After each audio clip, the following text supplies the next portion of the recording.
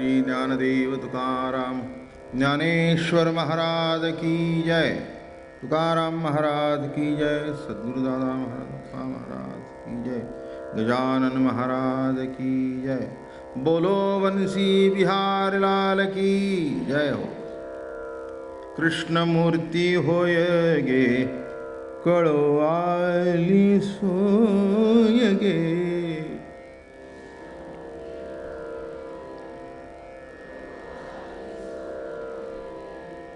प्राणाचाही प्राण पाहता सुख सांगो काय गे।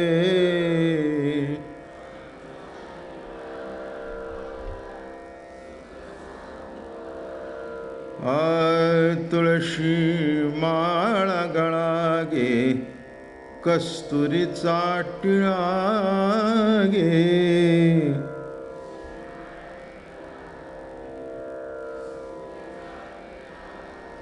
अर्धांगी रुक्मिणी विंजणे वारिती गोपी बाळा गे। वारिती गोपी बाळा गे। तुळशी माळा गळा गे कस्तुरीचा टिळा गे।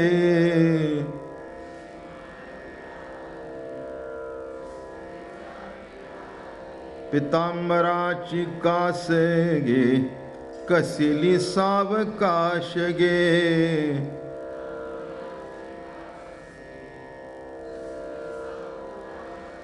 नारद तुंबर गायन करीती पुढे निजदास गे। नारद तुंबर गायन करीती पुढे निजदास गे। पुढे निजदास गे। तुळशी माळ गळा गे कस्तुरीचा टिळा गे।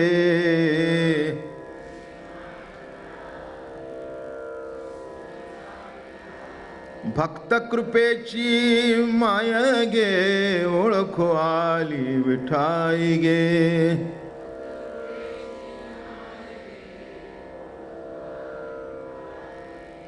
भक्त कृपेची माय गे ओळखो आली विठाई गे।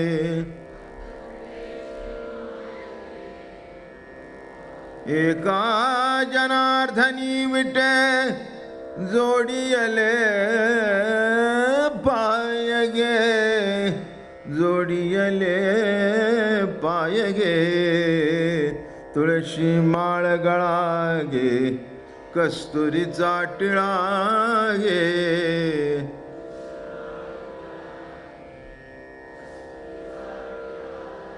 अर्धांगी रुक्मिणी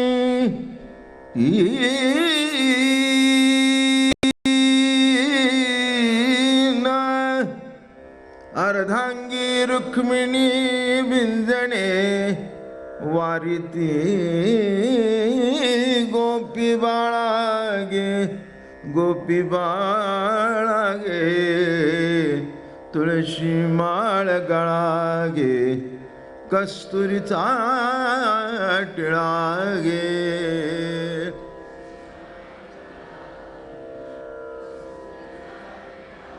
पुंडलिकावरदे हरिविठ्ठल श्री ज्ञानदेव तुकाराम ज्ञानेश्वर महाराज तुकाराम महाराज सद्गुरुदादा महाराज तुप्पा महाराज।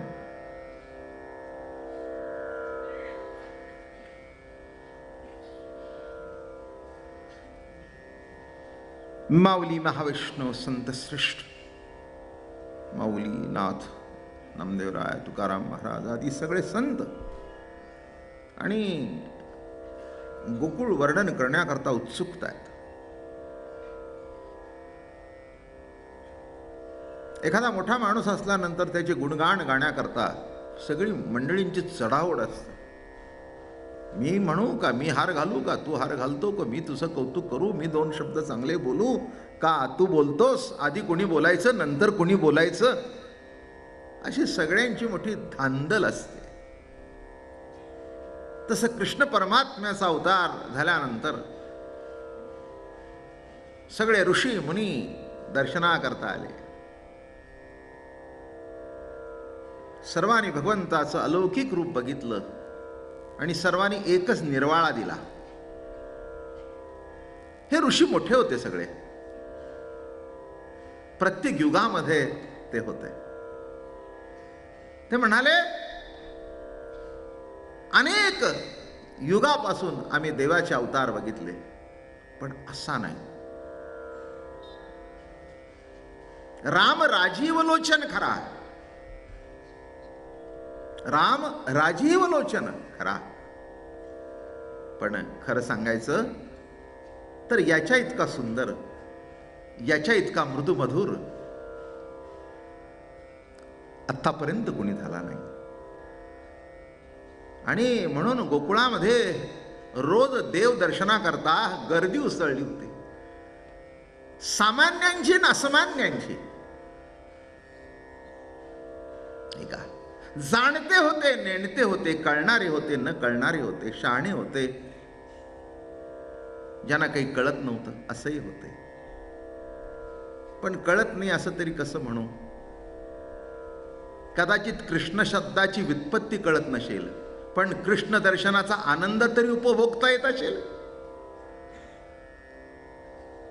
आता ठीक आहे, मी प्रवचन करायला सांगतो, आकर्षण करतो तो कृष्ण, बर का. चित्त ज्याच्या ठिकाणी रमतो तो राम, चित्र आकर्षण करतो तो कृष्ण, ठीक आहे. आता हा अर्थ एखाद्याला कळला नाही, नाही कळला, ठीक आहे, नाही कळला, पण बघितल्यानंतर जो याचे सुख तुम्हा कळली यावरी, मग दारोदारी न फिराल. याचे सुख तुम्हा कळली यावरी, याचं सुख जर तुम्हाला कळलं तर पुन्हा दारोदारी फिरण्याची काही आवश्यकता नाही आहे. असा हा कृष्ण सखा मोठी गंमत करतो लीला करत असताना, बर का. काय झालं, मजा अशी घडली कुळामध्ये की हे रोज जेवण करायचे, रोज शिदुऱ्या आणायच्या, रोजच महाप्रसाद, रोजच नैवेद्य, रोजच अन्नदान, रोजच उचिष्ट, रोजच प्रसाद, आणि त्या प्रसादाचा आनंद सुद्धा गोप गोपाळ रोज लुटत होते. आणि कालांतराने सगळ्यांना कळून आलं की प्रत्यक्ष परमात्मा अवतीर्ण झालाय. पण जसा ब्रह्मदेव काल आपण संपवला,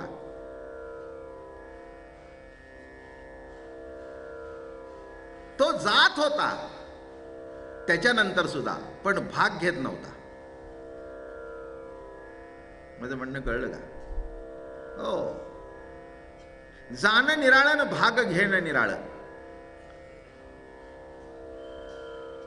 बाबा महाराज आवडणं निराळं, बाबा महाराजांच्या कार्यामध्ये सहभागी होणं निराळं. काय म्हटलं मी? उदाहरण द्यायचं म्हणून दिलं. आवडणं हा भाग निराळा आहे, आणि कार्यामध्ये सहभागी होणं हा भाग निराळा आहे. तसं ब्रह्मदेवाला देव पटला, पण असं समजू नका की तो आपली सगळी पोझिशन सोडून त्या प्रसादा करता येत होता. प्रसाद तर पाहिजे, पण पोझिशन तर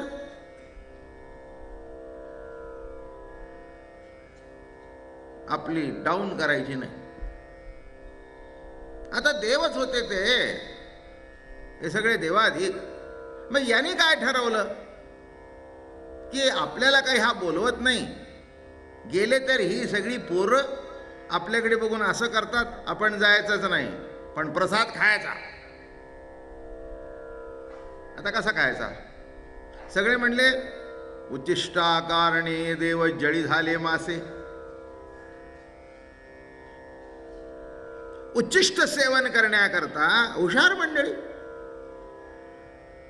ते म्हणाले आपल्याला काही अवघड नाही, आपल्या पोझिशनचाही आब राखला जाईल आणि आपल्याला प्रसादही मिळेल. आता अजून यांच्या एक लक्षात आलं नव्हतं, हा यांचा बाप आहे. कळायला पाहिजे की नाही, की आपण जर माशे होऊन नदीत आलो तर यांना वाटलं याला कळणारच नाही. आता कळणार नाही कसं? वृक्षाचीही पान हाले याची सत्ता राहिली अहंता कोठे मग. त्याच्या सत्तेने जर विश्वातलं चालतं तर त्यांना कळणार नाही असं कसं? सुंदर आज लीला सांगतोय. असं काहीतरी माझ्या डोक्यात 24 तास चालू असतं एक कृष्णचरित्र. बाकीचे उद्योग करतो, नाही असं काही नाही. टी व्ही बघतो, इकडे बोलतो, हा आला भेटायला, माणसं आला, तो आला, गप्पा मारतो. पण 24 तास डोक्यात हे चालतं. हे काहीतरी दुसरंच ठरवलं होतं, पण निघता असा उठलो बरं का, 5:45 मी झोपलं बिपलं नाही, डोकं चालूच असं उठलं आणि उठता एक सुचलं, आणि सुचलं ते फार चांगलं सुचलं.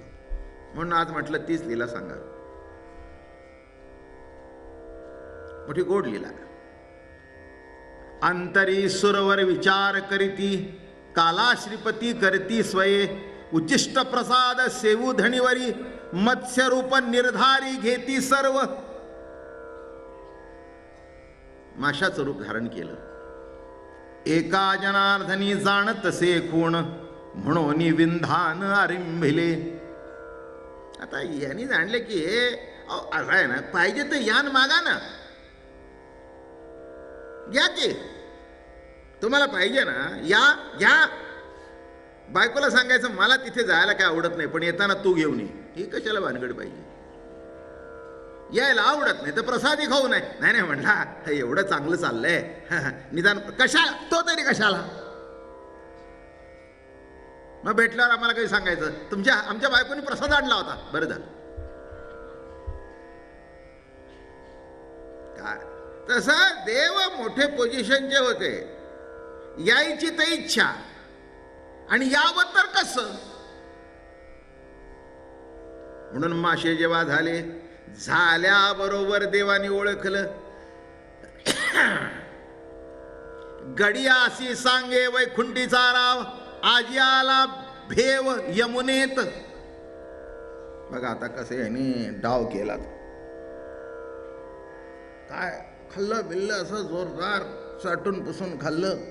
मी त्यातलं तत्वज्ञानी सांगणार आहे बरं का तुम्हाला, हसायचं नाही वाजेपेक्षा जास्ती. आणि तात्विक दृष्टिकोनातून सांगणार आहे म्हणून ते वाह्यात पण नाही, तात्विक दृष्टिकोनातून सांगतो. आणि मोठं गंमत आहे त्या देवाची, लीलाच ती. हे गोपाळो, आज नदीमध्ये हात धुवायला जायचं नाही. तिथे हऊ आलाय, हऊ. सांगतो तत्वज्ञान सगळंच. हऊ आलाय, हऊ नंतर सांगतो, आणि पहिल्यांदा ते प्रश्न उत्तर सांगतो. हऊ आलाय, हऊ आलाय. अरे किसना, ते हाऊ बिव तुझं बलवल आहे रे, पण ते हात खरकटी ते काय करायचं? ते म्हटले टिरेला पुसा.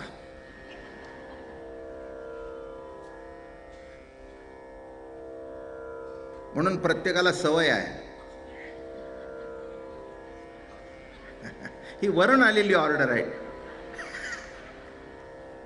बघा तुम्ही, प्रत्येक मनुष्य कसा करतो.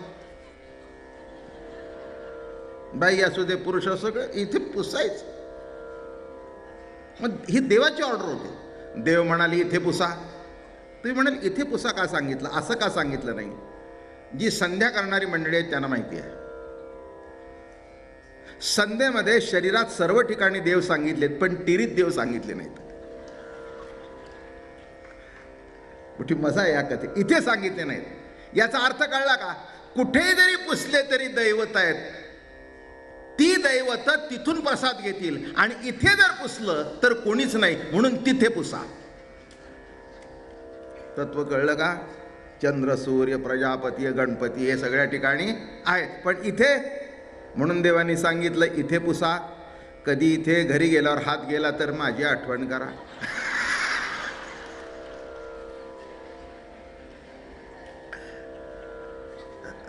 मी कशा करता सांगतोय, तुम्हाला असं वाटतं ही साधी गोष्ट आहे. साधी गोष्ट नाही, त्याच्यात सुद्धा तत्वज्ञानच आहे. इथे पुसा म्हणजे काही साधा आहे का? का पुसा? बघा, विचारा तुम्ही संध्या करणारा कोणाला. तिथे देव सांगितलेले नाही.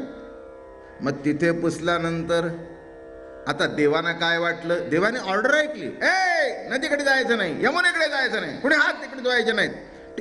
आणि इथे येवा पुसा म्हणले तेव्हा ब्रह्मदेवाने, कारण ते म्हणले जाऊ दे, कुठे जरी पुसलं तरी आम्ही देहात बसलोय की नाही, तिथली देवता तो प्रसाद घेईल. आणि इथलं सांगितल्यानंतर आहेस म्हणले बाप, आहेस म्हणले बाप. आता त्यांची खूण त्यांना पटली. आता गोपाळांना कसं थांबवून धरायचं? गोपाळांना सांगितलं, गोपाळ हाऊ हाऊ. तुम्ही कधी बघितलं, विचार केलाय? सुरळीत चाललेलं जीवन, आणि केव्हा हा भीतीचा हाऊ आपल्या जीवनामध्ये टाकून देतो आपल्यालाच कळत नाही. हाऊ. आता चांगली यमुना वाहते, पाणी स्वच्छ आहे, जीवन चांगलं चाललंय, सुंदर आहे, घरात काही तसं कमी नाही. पण एक सोडून दिली पुंगी. मुलगा चांगला नाही निघाला तर कसं होईल? आपली बायको जर आपल्या अगोदर मिली तर पुढे कसं होईल? आणि ती शेजारी झोपली.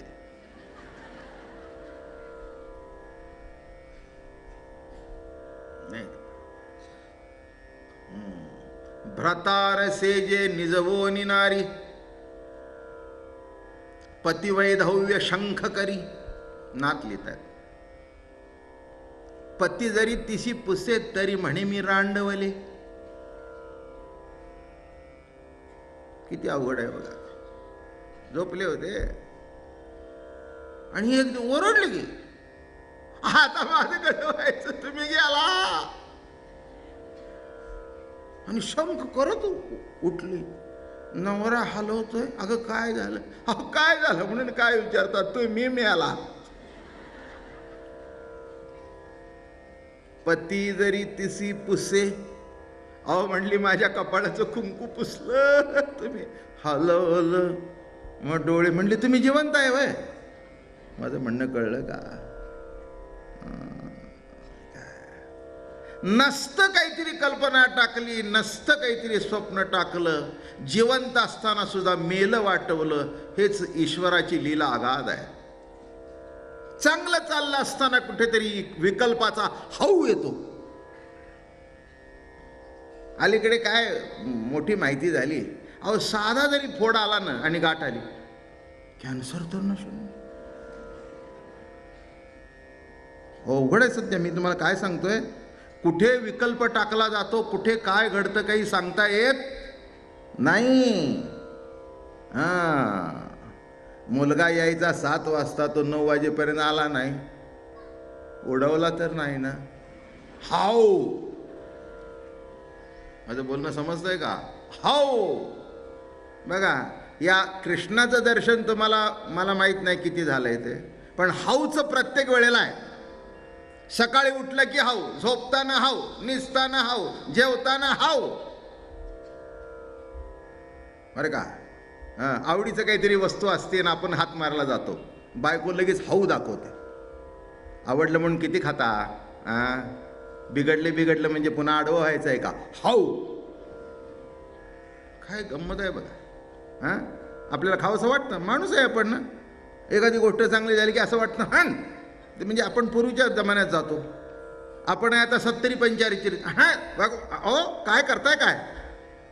एक जिलेबी खाली पुष्कळ झालं, दुसरे खायचे नाही. हाऊ. तुम्ही गंमत बघा. आता आपण फिरायला घरातून बाहेर पडलं की मुलं सुना सांगतात जाऊ नका बाहेर, नाही तर आमच्या डोक्याला ताप. कुठे पडलात, कुठे काय झालं, कुठे हाड मोडलं, पुन्हा आम्हाला तुमच्या मागे फिरायला वेळ नाही म्हणून जाऊ नका. माझं म्हणणं कळलं का? फिरायला जायचं तर हाऊ, जेवायचं म्हटलं तर हाऊ, आमकं म्हटलं तर हाऊ. गंमत बघा, हा जो हाऊ आहे ना, मी तो सहज माझ्या डोक्यात विचार चालू झाला. म्हटलं काय गंमत आहे, त्या देवानेच निर्माण केलेला हाऊ आहे हा, तोच सांगतोय जाऊ नका हाऊ. काय गंमत आहे बघा कशी. गडियासी सांगे वैकुंठीचा राव, आजी आला भेव यमुनेत, जीवन आला गी तेथी कोणी पै न जावे, बाऊ आला हे तया ठाई. कोणीही पाणी प्यायला तिथे जायचं नाही, हाऊ आलाय. एक लक्षात घ्या, हे हाऊ एक प्रकरण मोठं अवघड आहे. माणसं जीवनामध्ये पुढे काय घडेल ते मला माहिती नाही, पण वाईट कल्पनेचा परिपोष करतात आणि त्याच्यातच मरतात.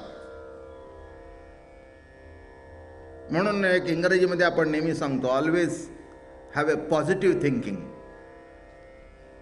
म्हणजे उत्तम विचार करावे. वाकडे विचार हे सांगायला बरं असतं, पण वाकडं आल्याशिवाय राहत नाही, हे तितकं सत्य आहे. काय पॉझिटिव्ह विचार करा, हे पण ठीक आहे, एक विशिष्ट दिशा, चांगला विचार करावा, चांगला विचार करावा. चांगलं हो, सगळं चांगलं होणार, आमचं सगळं चांगलं होणार, काय लग्न चांगलं होणार, तिचा नवरा चांगला वागणार, तिला 2 मुलं होणार. वाईट वागला तर झालं हाऊ. मी काय सांगतोय आज, मला असं वाटलं हा जो जीवनात तुमच्या हाऊ आहे तो सांगा. याबरोबर एक दुसरी गोष्ट, प्रॅक्टिकल गोष्ट सांगणार आहे बरं का.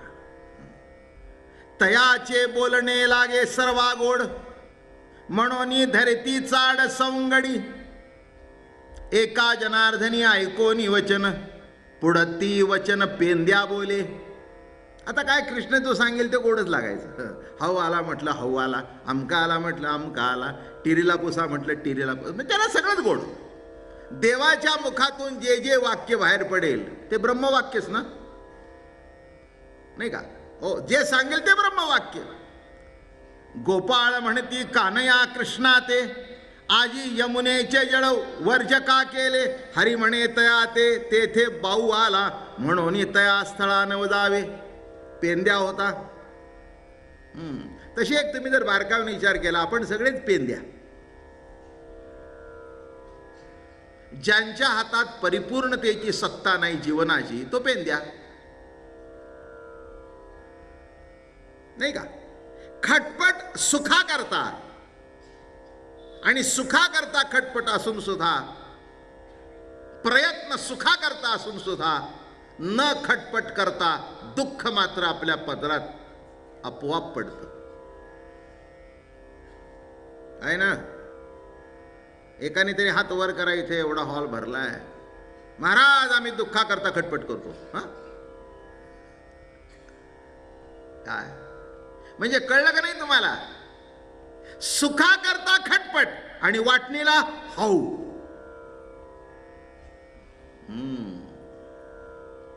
काय प्रयत्न दुःखा करता असला आणि दुःख वाटणीला आलं मला कळतं, पण प्रयत्न जीवनातले प्रत्येक क्षणाचे दुःख भोगत असताना सुद्धा लक्ष सुखावर असतं.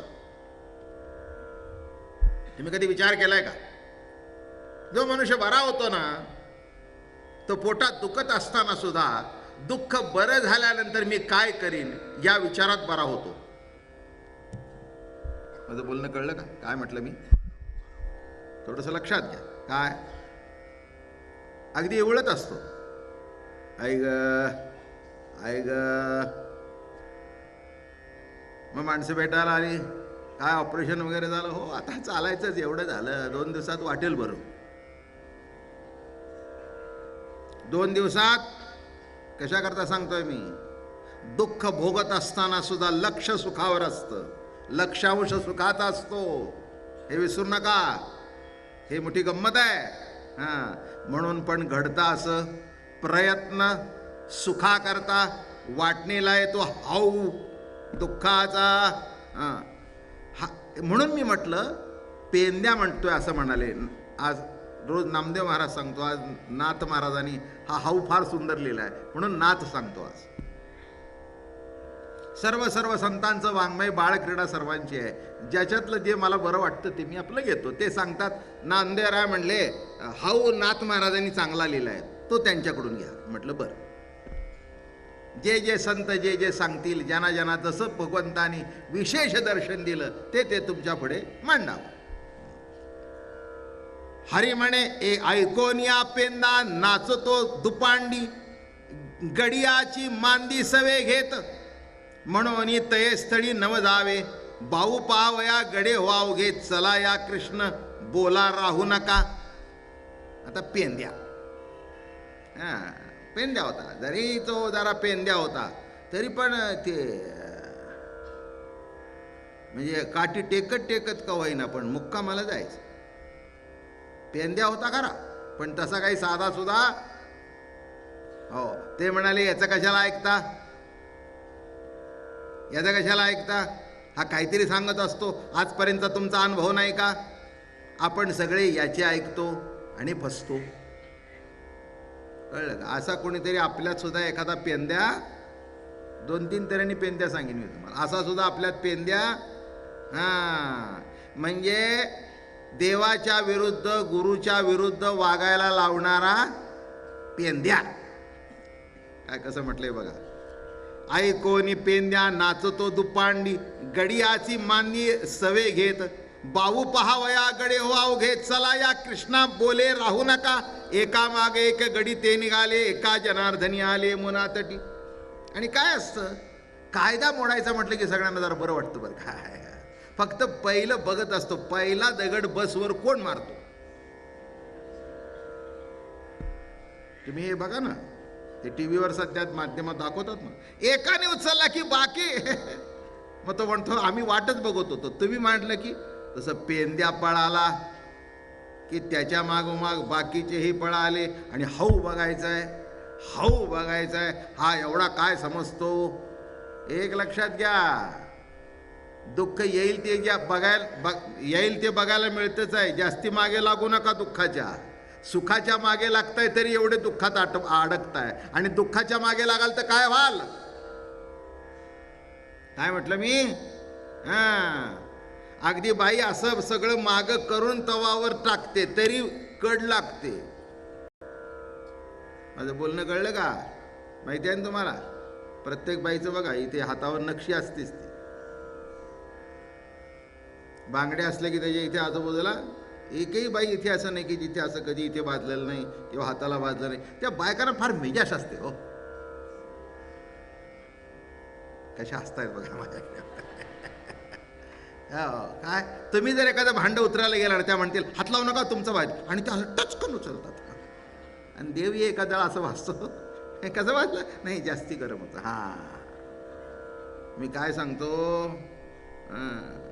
म्हणजे एक तुम्हाला कळलं का, कायद्या मोडण्यात सगळ्यांना मोठी मजा असते, आणि एकाने मोडलं की त्याच्या मागे तसं पेंद्या निघाला बरोबर त्याच्या मागोमाग सगळे निघाले.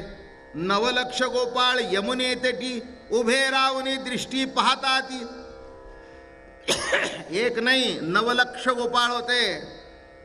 काही साधी सुधी गोष्ट आहे का बाबांनो. विचार करून बघा. हे गणितच मोठं अवघड आहे हो. हा हाऊ जो आहे ना, एक सांगू का, यमुनेचा प्रवाह सुंदर वाहत होता, तसं सुखाचं जीवन चाललं असताना केव्हा त्याच्या ठिकाणी हाऊ डोकं वर काढेल हे आपल्यालाच कळत नाही. बरोबर आहे ना. चांगलं सुखाने झोप लागते, डोळे उघडले तर काहीतरी वाढवून ठेवलेलं असतं. किती गंमत आहे हो जीवनाची. जीवनाची किती गंमत आहे. हे तुम्ही काय करताय, त्या नशिबाला धोका देताय. त्याला नका करू. ते हाऊ जो पाठवतो ना त्याच्याकडे लक्ष ठेवा. तुम्ही ते संचित आणि क्रिमाण आणि प्रारब्ध याच्या मागे लागलेली माणसं. तू माझे संचित तुची पूर्व पुण्यन, तू माझे प्राचीन पांडुरंगा. काय लिहिताय तो संत. देवा मला संचित क्रिमाण प्रारब्ध माहिती नाही. माझं संचित तू, क्रिमाण तू, प्रारब्ध तू. बर का. मागे साठवून ठेवून आलं ते संचित, हे चाललंय ते क्रियामान, आणि या दोघाचं मिक्सचर जे पुढच्या जन्मात आहे ते प्रारब्ध. क्रियामान म्हणजे चाललंय ते क्रियामान. मागून साठवून संचित म्हणजे संचिताचं लोणी. काय नाही का? साय काढली आणि टाकली आणि लोणी निघालं असं आहे का? नाही.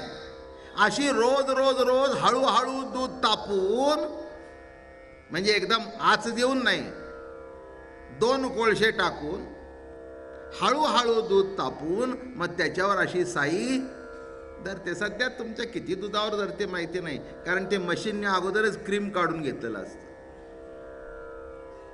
हा, मग अशी साई धरते, मग ती साई काढायची बाजूला टाकायची, साई काढायची बाजूला टाकायची, आणि अशी एवढी गाडगाभर साई साठली की त्याचं मग लोणी होतं बरं का. तसंच साचलेलं ते संचित जे सध्या चालू आहे ते क्रियमाण, आणि हे दोन्ही संचित क्रियमाण भोगून जे पुढे शिल्लक राहतं त्याचं नाव प्रारब्ध. कळलं का नाही? तसं तू माझे संचित, तुची पूर्वपुण्य, तू माझे प्राचीन पांडुरंगा. म्हणून या ठिकाणी महाराज म्हणतात, उभे राहून दृष्टी पाहता ती खळाळाचा शब्द काणी तो ऐकला, पेंदा पुढे झाला सरसावून. पेंदा म्हणे पेंद्या म्हणे गडिया, आपण पाहून यमुना हुंबरी घेती जाणा पहा पहा.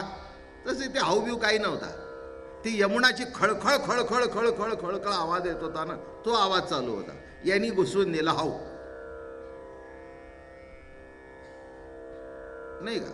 आता या मुंबईला किती अफवा आल्या परवा, त्या अफवाच्या पायी 100 माणसं मेली. कळलं का? अफवेने 100 माणसं मेली, काही घडलं नाही पण अफवा. तसे इथे ह्या देवानी एक अफवा सोडून दिली, यमुनेत हाऊ आला, झाल्याबरोबर तो आवाज, आणि मग हा आवाज होतोय. बरं, आता त्यांनी अजून ऑर्डर दिली, जरा मोठा येऊ दे, आणि तो घुम घुम घुम घुम घुम घुम. आता मी जिथे राहतो 7व्या मजल्यावर, तिथे आता वारा इतका सुंदर येतो जोशमध्ये, आणि तुम्हाला सांगू शिट्टी रान वारा फुई फुई फुई फुई फुई फुई. पहिल्यांदा मला कळेनाच, मला वाटलं गच्चीवर कोणतरी शिट्टी वाजवते. इतका आवाज इतका आवाज इतका आवाज, कुणीतरी शिट्टी मोठ्याने वाजवते असा आवाज.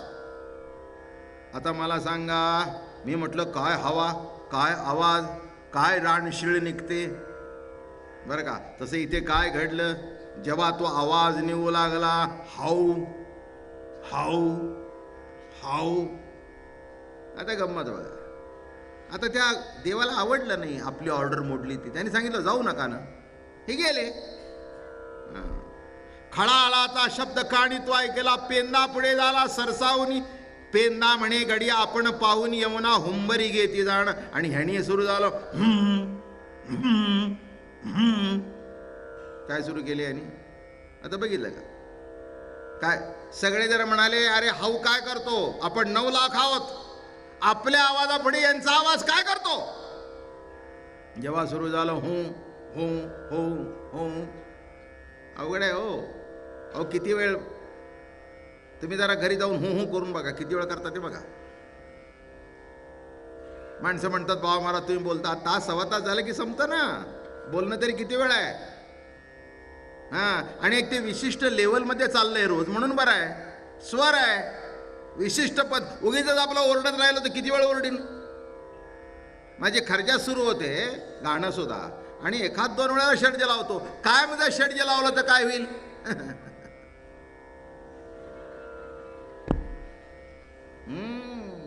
काय होईल. हळूहळू हाऊ हाऊ. आजी का हो कृष्ण वर्जिली यमुना, एका जनार्दनी पाहून या देव करीती पावन वलाव. आजी का हो कृष्णे वर्जिली यमुना, बाहू तो जाणोनी कोठोनी आला. कैसा आहे बाहू पाही न तया ते, म्हणून त्वरित उठिला असे. वारिता वारिता पेंद्या पै गेला, पाहतसे उगाला यमुनेत. बाहू तो न दिसे कोठे खल्लाळ वाजता, पेंदा तया म्हणत क्रोधयुक्त. म्हणतेसे पेंदा यमुनेसी जाण, स्त्री तू होनी हुंबरी गेसी. बर का, लावलं नादाला. आज का कृष्ण येत नाही, न याला कारण काय, यमुनेत का येत नाही, हात का धुत नाही. बर का, पेंड्याने बघितलं आणि जेव्हा तो आवाज सुरू झाला, हाऊ तर काही दिसला नाही. मग पेंड्या म्हणतो, यमुने तुला काही कळतं का नाही, बायकाची जात किती मोठ्याने बोलावं. तुम्हाला माहिती आहे की नाही, आपल्या घरात सुद्धा मुली बाळी मोठ्याने बोलल्या तर आताचा काळ सोडून द्या, काय आता काही तसं काही कोणी कोणाचं. बायकांनी पूर्वी कसं बोलायचं, अगदी पदर घेऊन, चहा आणू का,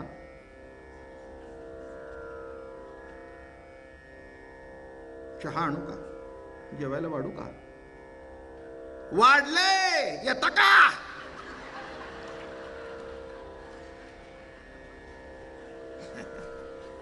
म्हणजे मी काय सांगतोय, मी माझ्या गाठचं काही सांगितलं का. तो पेंद्या म्हणतोय बाईची जातून एवढा आवाज करते. म्हणूनच ते 33% रखडून ठेवले.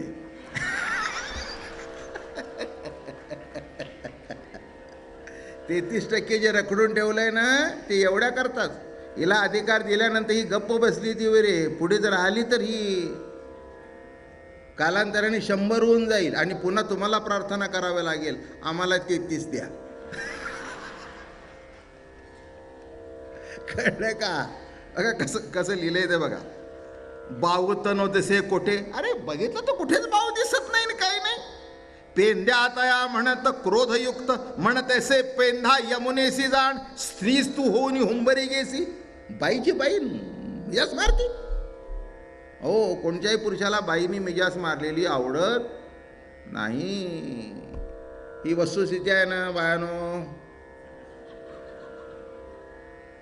नवरा किती जरी येडा असला आणि ही जरी शहाणी असली मोठी विद्वान, तरी पण त्याच्या पुढे तो सांगतो, साहेब असेल तर तिकडे, इथे मिजास मारायचे नाही.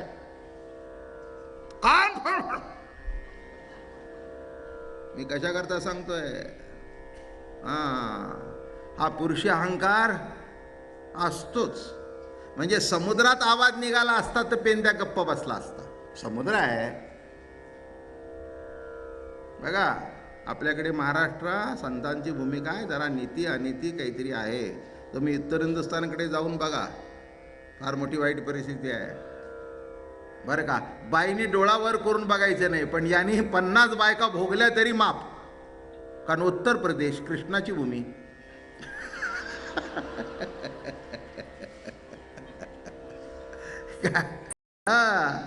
औरत आहे काय. ते टीव्हीला कधी दिसतात की पिक्चर ठाकूर आहे काय. आणि ठाकूरच्या कुळामधले म्हणजे तिकडचे 96 93 मोठे तिकडचे.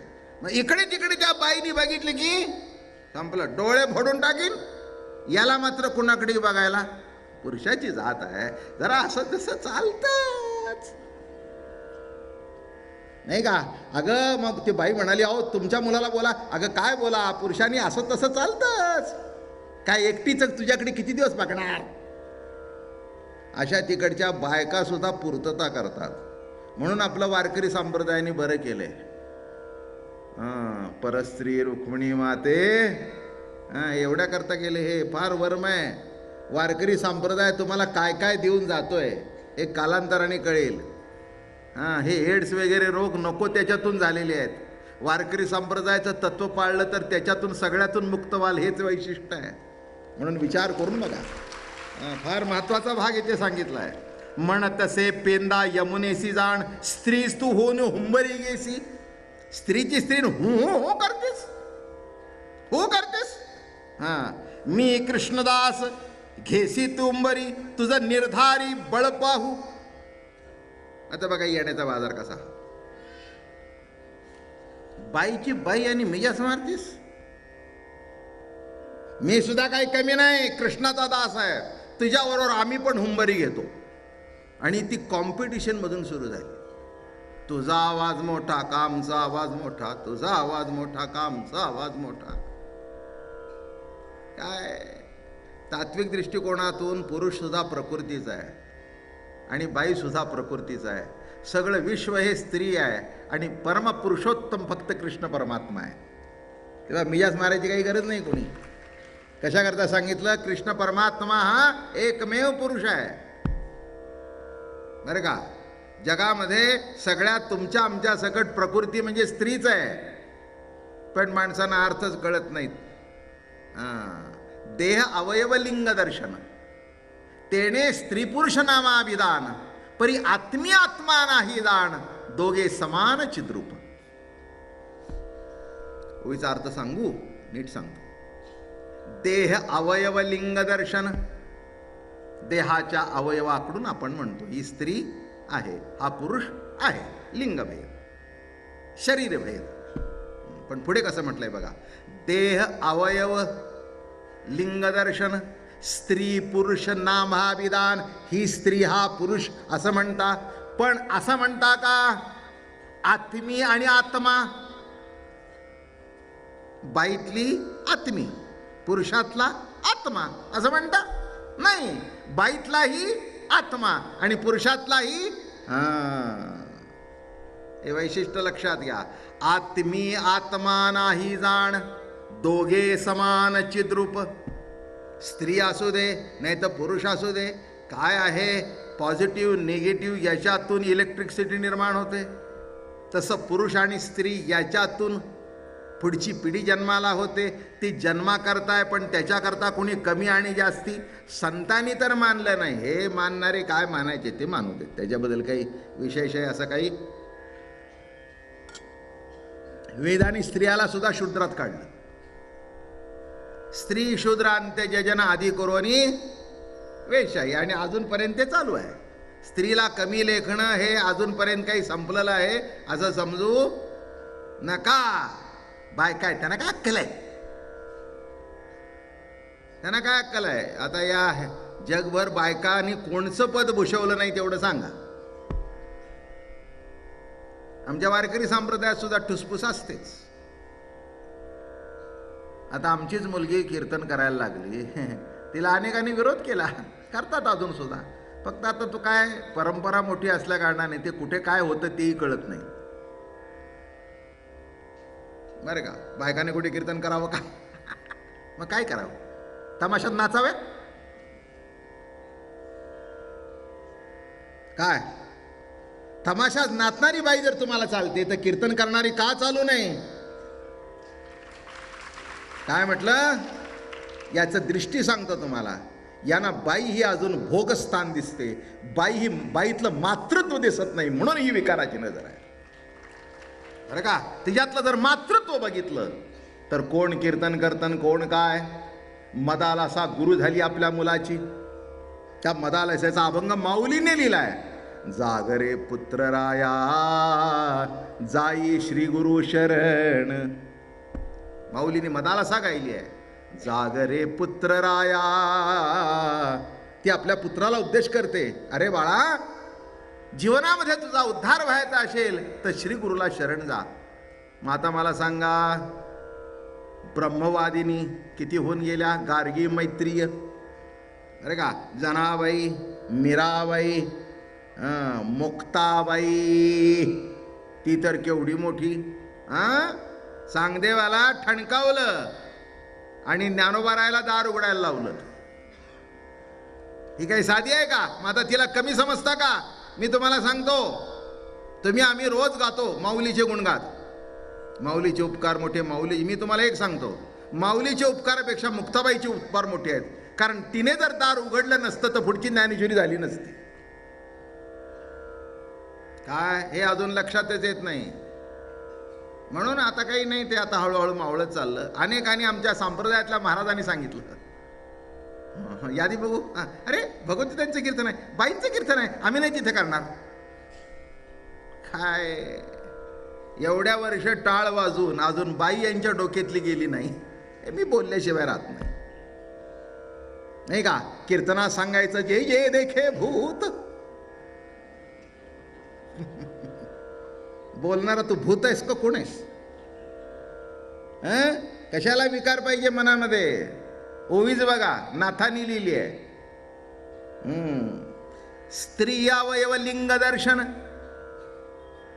बरं का. परी आत्मी आत्मा नाही जाण दोघे समान चिद्रूप. स्त्रीतलाही आत्मा आणि पुरुषातलाही आत्मा. इथे पेंद्याला जरा राग आला. बाई असून एवढा मोठ्या आवाजाने बोलते. पेंद्याने सुरुवात केलं आता काय आहे ते, एका मेंढराने उडी टाकली की त्याच्या मागोमाग सगळेच उडी टाकली. सगळ्यांनी सुरू केलं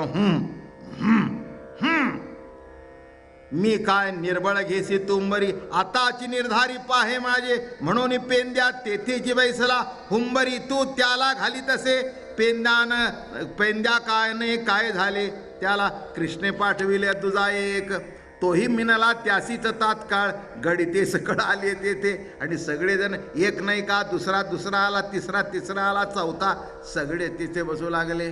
अडकले त्या. बरं वाटलं की माणसाला. हो तू का हू करतोय म्हणले, तिची अशी कॉम्पिटिशन. मी पण आलो. उरले से दोघ कृष्णा आणि राम, गुंतले सकाम गडी तेथे. कदंबाच्या वृक्षाखाली फक्त दोघे राहिले, राम आणि कृष्ण. हे बाकीचे हऊ आला. हां, मी एक तुम्हाला सिद्धांत सांगतो, सिद्धांताची गोष्ट, आणि मग पुढचं सांगतो.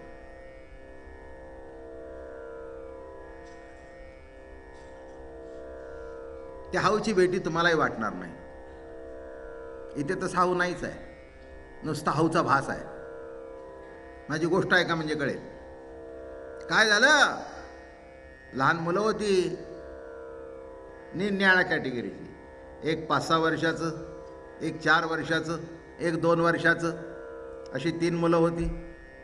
आणि 3 मुलं असताना संध्याकाळची वेळ,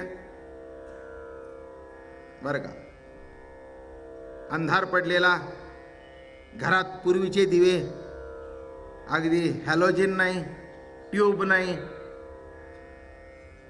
लांबण दिवा किंवा पंती देवळीमध्ये ठेवायची. देवळी कळली की नाही, निच भिंतीला असं, त्याला म्हणतात देवळी, बरं का. भिंती मोठ्या असायच्या त्यामुळे देवळ्या असायच्या. आता भिंतीत जर 3 इंचाच्या विटेची, तिला जर तुम्ही देवळी करायला गेला तर पलीकडच्या खोलीत काय चाललंय ती भानगड होईल. नाही म्हणजे देवळी करायला जाता शेजार तर तुमचं दिवाळं काढील, एवढं विसरू नका. पूर्वीच्या भिंती ह्या अशा, काही वाड्यांच्या भिंती बघितल्या त्याच्यावरून बैलगाड्या जात होत्या, अशा भिंती. झालं बाबा. आणि ती 3 मुलं आली. आई आई आई आई, आणि तिने आवाज होणार हा. ते लहान होत.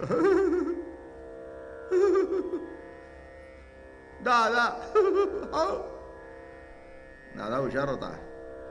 ते म्हणले, ए ते हाऊचा आवाज तुला ओळखत नाही का? हाऊचा स्वर कुठून येतोय तो बघ. ए रडू नको येड्या, हाऊचा आवाज बघ. अरे हाऊ जरी म्हणत असला तरी आवाज आईचा आहे. माझं म्हणणं कळलं का? आणि चल म्हणले, घाबरू नको, हाऊ, अरे हाऊ येऊ नाही, चाल. आणि त्या दरवाजाच्या मागे उभी राहिलेली आई दिसली. मग ती पोरच तिला करू लागली हाऊ. माझं म्हणणं कळलं का? तसं संताच्या संगतीत कळतं की हाऊ म्हणणारा दुसरा कोणी नाही, हाच आहे. आणि आपली आईच हाऊ म्हणून कळते. एवढं कळल्यानंतर घाबरण्याचं काही कारण आहे का? चिंता ते पळाली गोकुळा बाहेरी, आणि प्रवेश भीतरी केला देवे. सावध करीती न काय झाले म्हणून आले उभयता, पाहुनी तत्वता हसता ती. आता काय करावं म्हणले, हे येडे ते याच्या मागे लागले. सावध करिता, सावध हलवायला काय झिंगायला लागले ते. त्या घागरी फुकतात ना किंवा ते आता आहे ना काही नवरात्रामध्ये, मी काही इतकं बघितलं नाही, पण ते असं एक एक बाई जे घुमायला लागते, घुमे काय ते, एक एक बाई जी घुमायला लागते, घुम घुम घुम घुम. आता काय ते काय आपल्याला काही कळत नाही, मला काही विचारू नका तुम्ही. एकाने मला विचारलं, या बायका का घुमतात? म्हटलं माझी घुमत नाही, मी घुमत नाही, जी घुमते तिला आणि तिच्या नवऱ्याला विचारतो, माझ्या मागे का भानगड? नाही म्हटले तुम्ही याच्यातले. याच्यातले म्हणजे? मला म्हटले तुम्ही याच्यातले म्हणजे? नाही नाही हो म्हटले, देवाधर्माचे. असल्या देवाधर्माचे आहे का? म्हटलं काय अहो, माणसं म्हणजे इतकी विचित्र आहेत. आता ती बाई घुमते, तिचा नवरा तिकडे, मला विचारतो हे घुमते का? याच्यात देवाचं काय आलं? आता तिला विचार, तिला का घुमायला लावले काय? म्हणून ते म्हणतात की आता आज आमच्याकडे घागरी फुकायचा कार्यक्रम. नाही नाही म्हणजे ते फुका बिका तसं काही माझा त्याला विरोध बिलकुल नाही आहे. तुम्ही फुकताय ना, आम्ही का विरोध करावा? तुम्ही घुमताय ना, आम्ही का विरोध करावा? आमचा काही संबंध नाही त्याच्याशी. फक्त मला इथलं घुमणं सांगायचं आहे. देव कसं करतो ते बघा. सावध करिता न होती सावध. मग त्याच्यामध्ये आता देवी अंगात सुद्धा येते हो. कठीण आहे, इतकं अवघड आहे हे देव अंगात येणं म्हणजे. हो, एखादी बाई जर असली की नाही, मग ती अशी केस वीस करून, मग गल्लीतल्या बायका तिच्या कपाळाला कुंकू लावतात, आई आली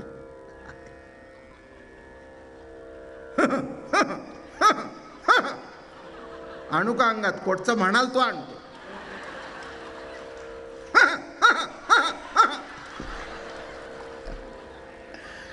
आणि त्या असं करत करत म्हणजे काय शक्ती कमी झाली, संपलं. माझं म्हणणं कळलं का? अहो प्रत्येकाची शारीरिक किती वेळ, ठराविक वेळ झाला की ते थकतच. मग देव निघाला बरं का.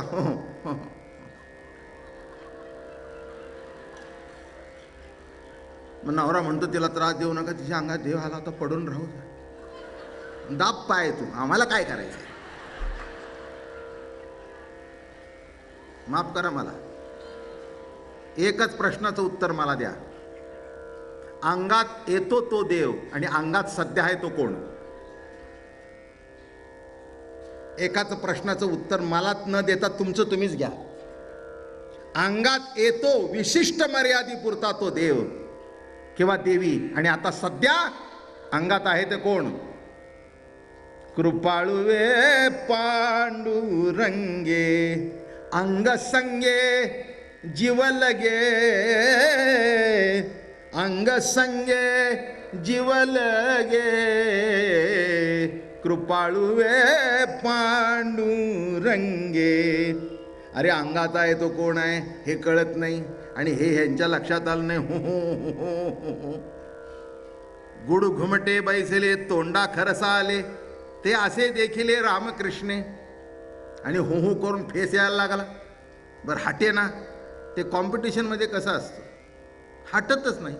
नाही तर पोरं म्हणतील ना, घाबरला, सरला मागे.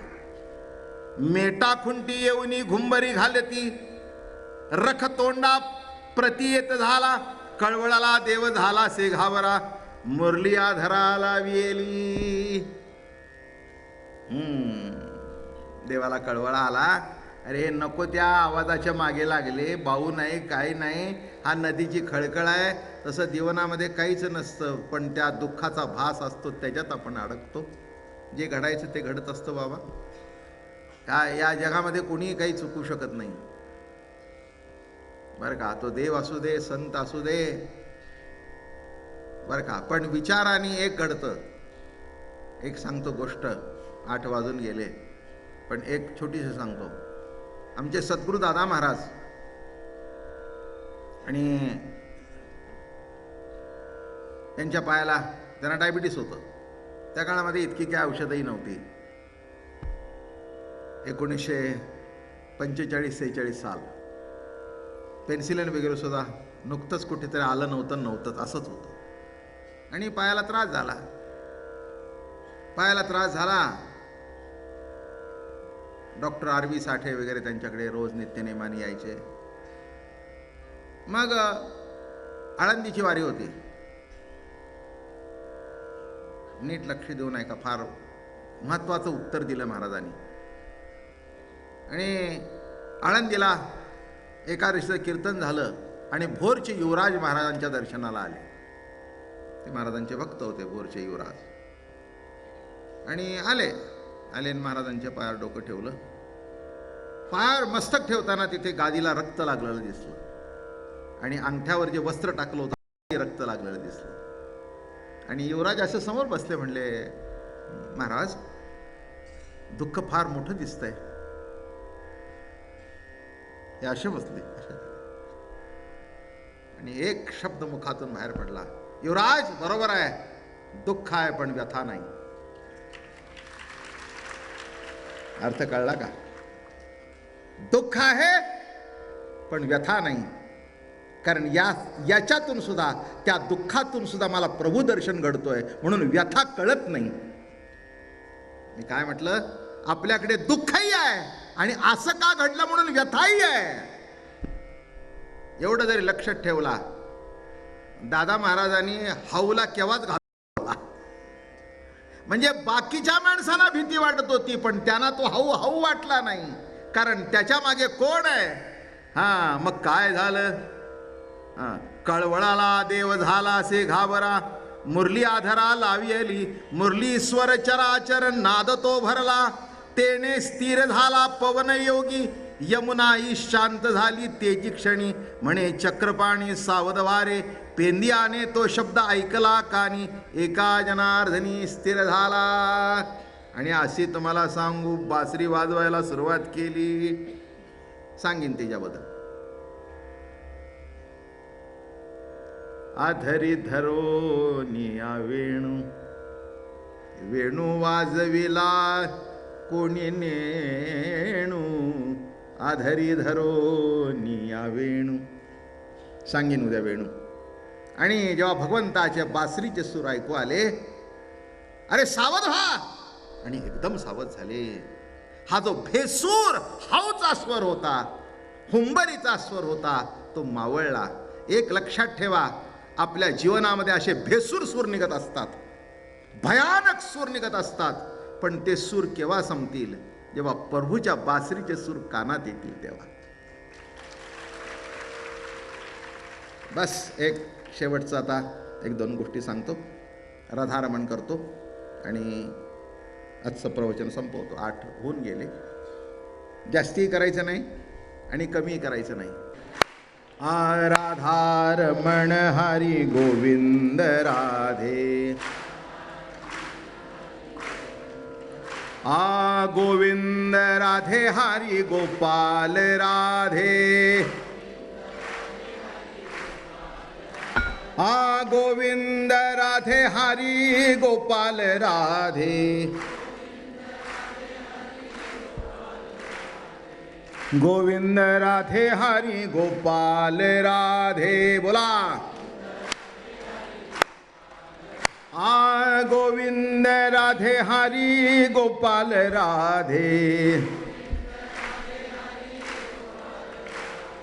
गोविंद राधे हरी गोपाल राधे, गोविंद राधे हरी गोपाल राधे. पुंडलिकावरदे हरी विठ्ठल श्री ज्ञानदेव तुकाराम ज्ञानेश्वर तुकाराम महाराज सद्गुरु दादा महाराज महाराज की जय. एकादशी 16 तारखेला आहे, त्या दिवशी कीर्तन असेल 6 ते 8. तिकीट रोज